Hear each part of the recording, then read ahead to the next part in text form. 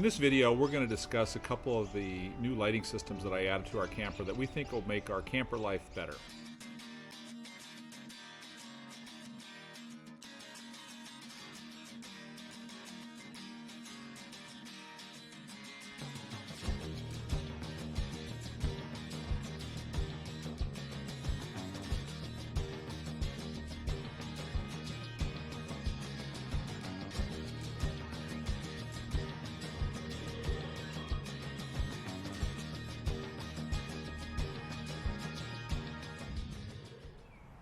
We have new toys.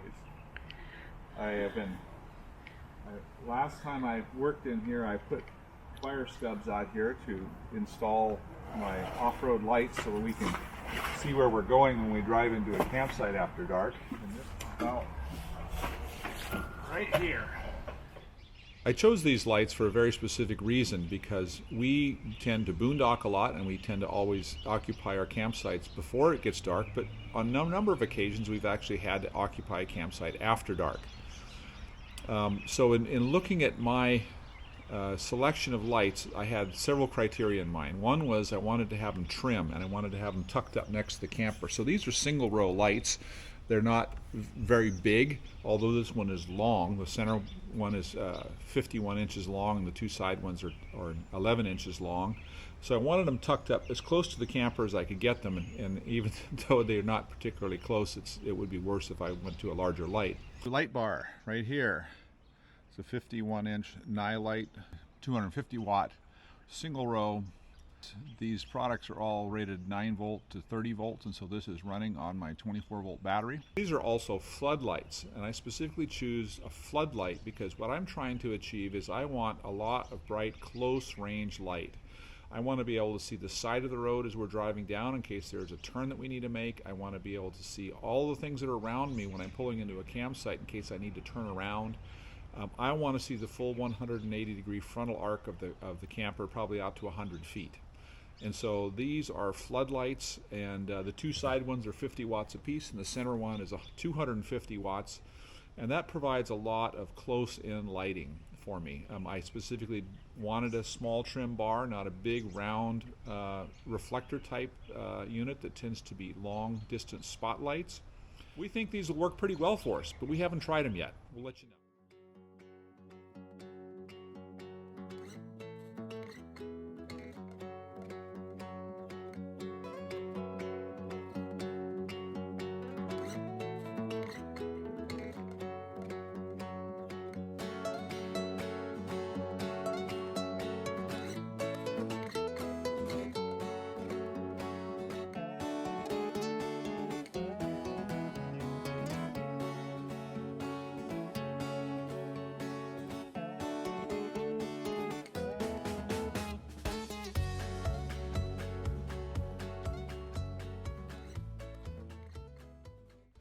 Connecting the lights in the cab is a little bit more involved. You can see my center console here is open.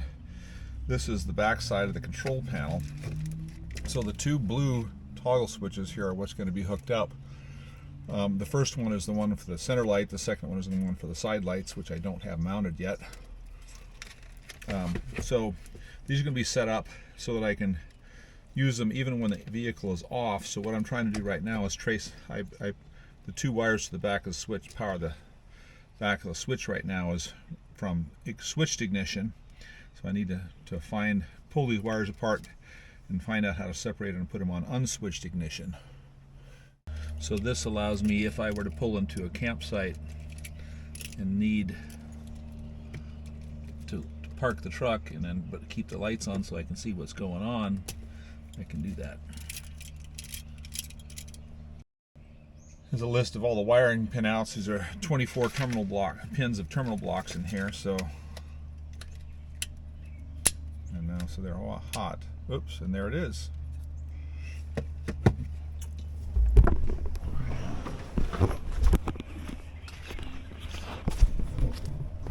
So as you can see, I just turned it on.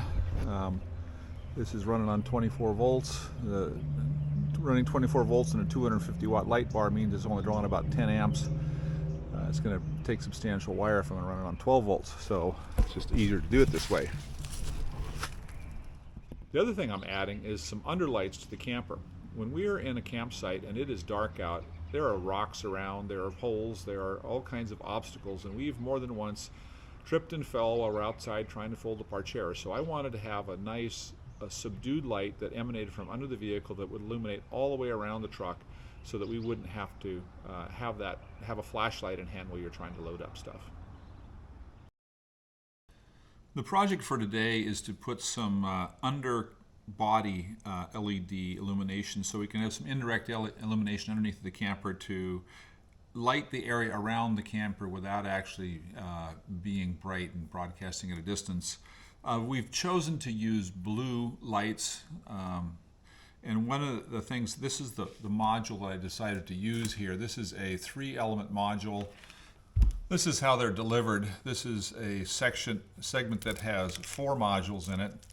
Each of the modules is connected together by this small connector, and while this connector might be just fine indoors, it's certainly not fine outdoors. This thing is going to corrode. And the other problem with this is these modules are come with a 2-foot interval. I'm going to have a total of 4 modules on the camper and 4 modules on the truck. So I'm going to have a total of 8 modules on each side, and each of these sections has 4 modules. So I'm cutting them apart and rewiring them with additional wire. And so here's the end module, and you can see here where I added 2 feet of wire in between this, and what I'm doing is I'm cutting an offset in the wiring, soldering them back together, and then covering with a single piece of epoxy-filled heat shrink, so that it'll make a good waterproof seal. And this is the start of the front of the truck, and then I'll have a couple underneath of each of the steps. And you can see here I have 1 connector yet to come out. The jury's out yet on how bright these are and whether or not we're going to put a dimmer on them. But the goal is to be able to power these inside switch them inside the camper so we can turn them on or off before we come out of the camper, so we can see the ground around us, see the ladders, make sure there's nothing that we're going to trip on. One of the options that I had in doing this was to use an LED strip light. So in this particular case, this is a white only strip light, and these are this is what I use on the inside of the camper, and these are available with an epoxy filled covering on them to make them waterproof. But these things are typically adhesive, peel and stick. I don't have any great optimism that this is going to stay where I want it underneath of the camper, because I have a lot of non-flat surfaces. Inserting these into an aluminum lens channel is an option, but putting those up is probably going to be a significant hassle. So I just elected to use these individual modules. I use modules like these inside of my bag boxes. They're great white LED versions that are not long and rectangular like this. They're actually 4 LEDs that are square. But these are nice and waterproof modules. I think they should survive well under the camper, while not being particularly expensive. I think the whole project here is going to cost me about $30 for all 16 lights. You got 4 in the back, 2 on the front, 1 under each front wheel, 1 here, 1 here, and then 2 under the rear wheel. So there's a total of 16 light units. Each light unit has 3 LEDs in it. One of the other light projects is I added these new light housings. The existing housing was not a very good one, and I had some retro LED lights in there, and they met their end on a trip. So we needed some new lights, headlights, and some new reflectors too. So this is a better one-piece unit that I think that should do a decent job. They're not super high power, but they're going to be doing a decent job of illuminating just down the distance on the road on some of these backcountry roads.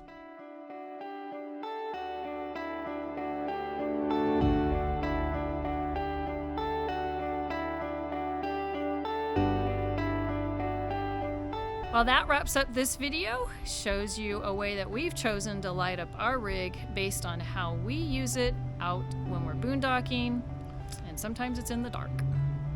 There are lots of lighting solutions out there, and everybody camps differently. So I just showing you what we're doing. Your solution will probably be different. All right, everybody, until next time, thanks for watching. Bye. Bye.